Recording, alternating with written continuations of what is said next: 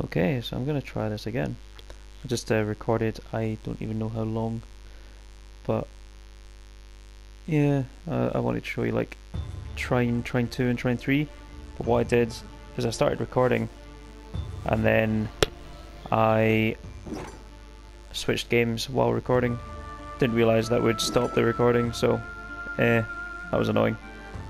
Got right to the third one and then realised it wasn't recording anymore. Anyway, this is Trine 1. I enjoyed Trine 1. It had nice levels. I'll pick a good one to show. Where are we? So yeah, kind of like it's just got quite a nice coherent story, and like you see a map in between levels where it shows you moving on to the next place and stuff like that. Try that, it looks quite nice. Finally, the dark so yeah, like this, it kind of you start your route and then you go all the way around. Themselves in the light again. And it's just nice to follow. I I don't really pay much attention to the stories in these games, like it's there, and the banter between the characters is good. Except those nasty bones. But really, it's just like a sort of levels type thing. Like this. It's beautiful. Now, what I do find about Trine 1 is that I think they made the game so that any character could complete any of the puzzles. I mean, obviously there's going to be harder ones like later in the game or whatever, but generally when I went through this game, I think I just played as the thief, because she could pretty much do everything. I don't remember a moment where she couldn't actually do something I wanted to do. Oh shit. But aye. Fun game, like really nice to look at. This whole series is really nice to look at, I think. It's one of the things I enjoyed the most about playing them. Oh, here we go, underwater bit, that's nice. But what I'd say about Trine 1 is that I think the foreground actually looks alright. But I think the foreground seems quite simple, like it's all very blocky, it doesn't feel very natural and stuff. It's all a bit too gamey, I guess, which is a silly thing to say obviously, but eh. And the backgrounds look really nice, certainly. But what I find about Trine 2, when I'll get to play it, is that I kind of feel like they definitely upped the backgrounds and how they look.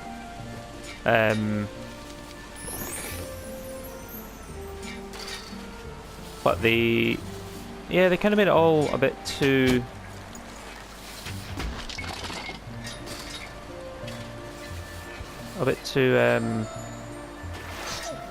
what's the word I'm thinking of? Damn it. They just made it very close. Like, I think this game you can sort of see the whole game, and it's like sort of nice to look at, and you can sort of see everything coming at you and stuff. But I think the second game they kind of focus a bit too much on the foreground rather than the background. And I mean the second game does look very good as well. Like, not to say it doesn't look any good, but it's just there's definitely a different weird style about it. Oh crap. That there is something just a wee bit odd. Oh, well, that's me dead. Anyway, I guess that was Trine 1. I'll show you a different level, why not? Forgot I'm not making the one video, all in all. I was about to switch to Trine 2 there. So I'll make like a video for each one, just to show different areas. But the one thing about Trine 2 as well was that the levels were all set in a forest. Like this one, you know, there's some set in a forge. Oh, that was a good one. After the dawn. Interesting. Don't remember this level. I think it was like a secret level.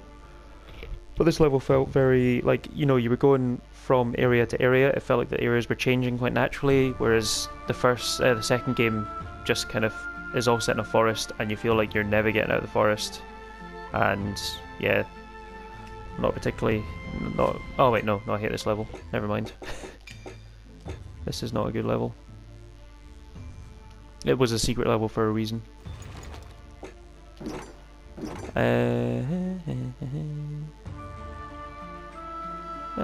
Dragon Graveyard sounds cool. As the wizard read the inscriptions, legends of artifacts began to emerge. There had It all makes sense now. Our souls are entwined in this artifact, and our physical beings are mere images of our soul. Oh, I'm getting hungry from all this fighting. Why don't you listen to me? This is exciting. We must hurry to the castle. And this is the way. Dragon Graveyard. So instead of small bones, we go where the big ones rest. What will we do if they come to life? It's the fastest way to the castle, my darling. Trust me. Thief is definitely overpowered in this game. Like, her bow and arrow is fantastic, and I think that's part of the reason why I used the Thief for the whole game, really. Because you could just stand there, shoot enemies as they came up, and also because a lot of the levels have these wooden structures in them, so you can just kind of, well, I mean, I guess there I had to use the mage, but you can basically do most of the level just using her grapple hook and stuff.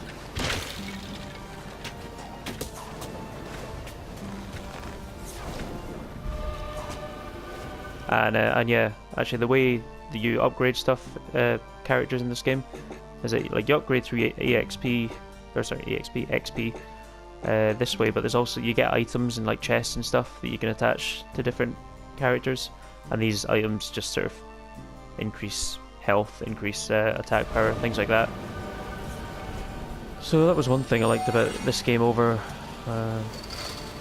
Yeah, just it was just nice collecting them and like attaching them to characters the way you saw fit. You know, like if you wanted to overpower the knight, you could overpower the knight. I decided to overpower the rogue just because I always like playing rogue. I think that's like, in an RPG I'd rather play a rogue than a mage or a knight. Oh dear.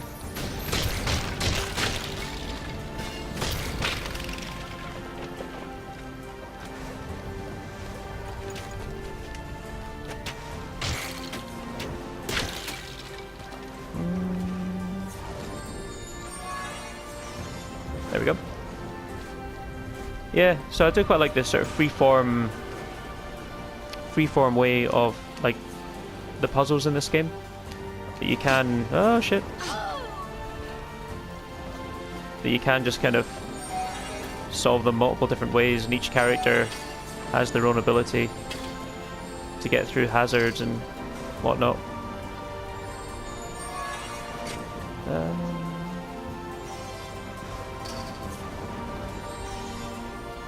I'm gonna try and grab that back.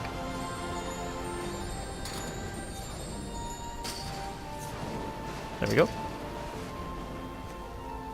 And yeah, the game just got a nice wee like physics system in place that you get used to, and like the whole thing becomes quite fun. There we go.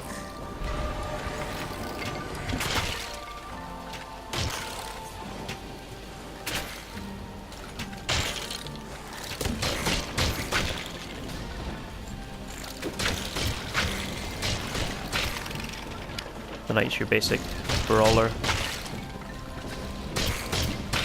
The controls are quite nice in this game as well, like because it's all 2D, you use the right analog stick to sort of aim about. Like with the knight it's the shield, so you can block from any angle. The thief it's the bow and arrow, so you can aim at anything. And with the wizard, it's the conjuring, so like, heh.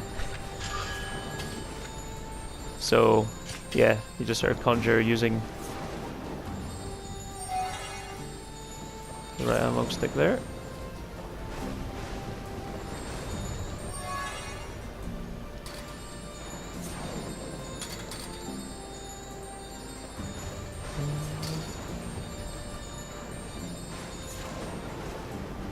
Easy way across.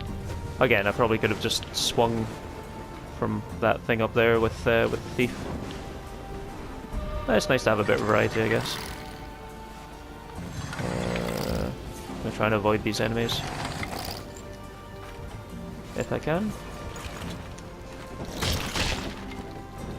Yeah.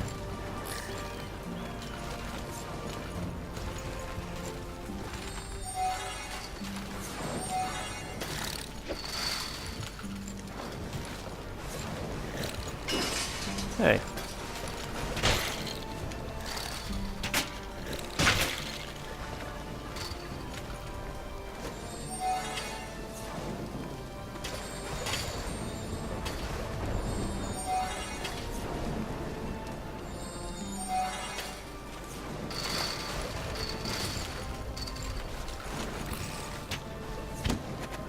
Just avoid them.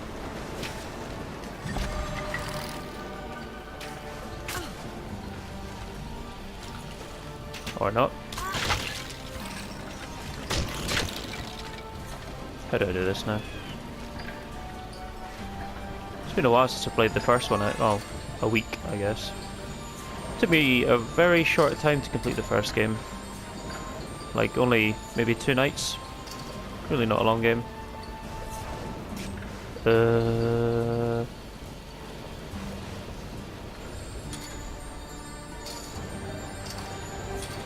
I'll try this.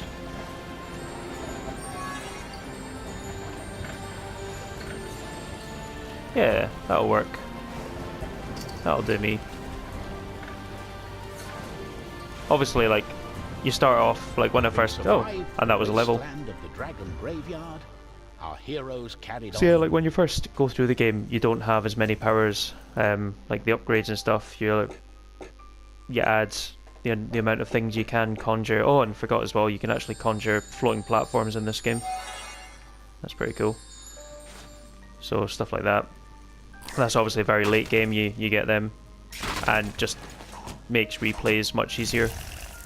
But when you start off, you have to think of basic ways to do that. But anyway, I'm probably gonna... It's been shown 3 levels now, so I'm probably going to end the video, and I'll move on to Trine 2. So yeah, see you then.